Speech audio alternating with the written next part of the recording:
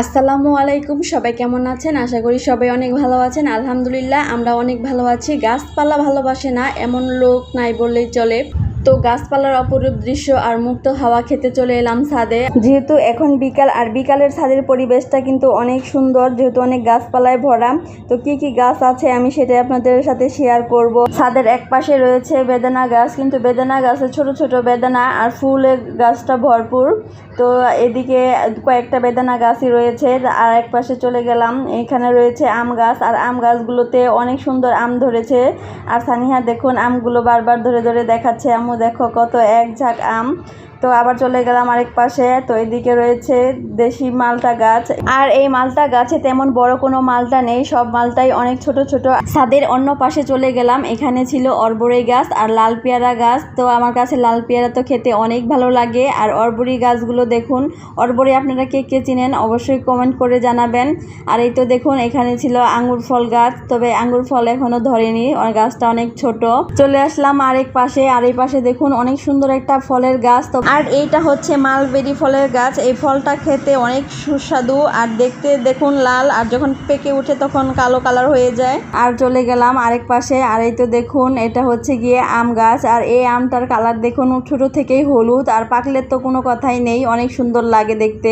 এনা সানিহা দুজনেই তো অনেক খুশি, মনের আনন্দে ঘুরছে সানিহা মনি। আর এই তো দেখুন এখানে অনেকগুলো স্ট্রবেরি গাছ, কিন্তু স্ট্রবেরি গাছে এখনো স্ট্রবেরি ধরেনি, মাত্র ফুল ধরেছে।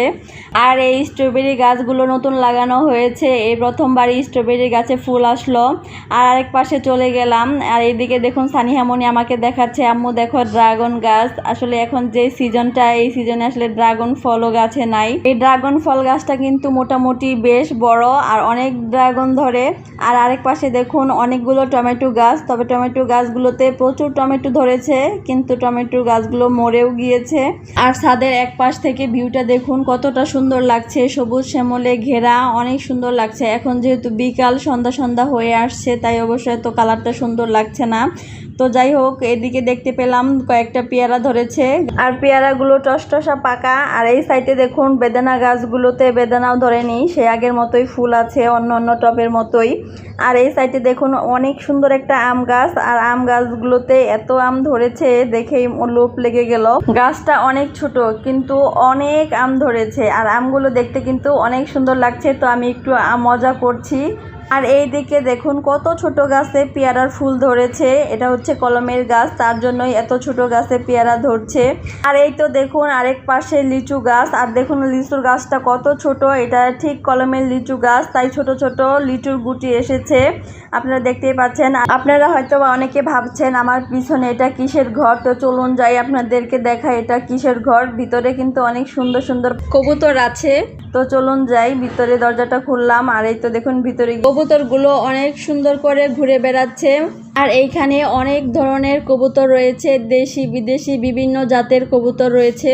তো আমি এখন আর ভিতরে ঢুকছি না, দরজাটা লাগিয়ে দিলাম। তো গাইস, আমাদের ছাদের মোটামুটি পুরোপুরি ভিউটা আপনাদের দেখানোর চেষ্টা করেছি। এবার দেখুন বাহিরের ভিউটা কত সুন্দর লাগছে, উপর থেকে পুরোটা শহর যেন দেখা যাচ্ছে, অনেক সুন্দর লাগে। ছাদে উঠলে মনটাই ভালো হয়ে যায়, এত সুন্দর সুন্দর গাছ, সবুজ শ্যামল, দেখে কার না ভালো লাগে বলুন তো?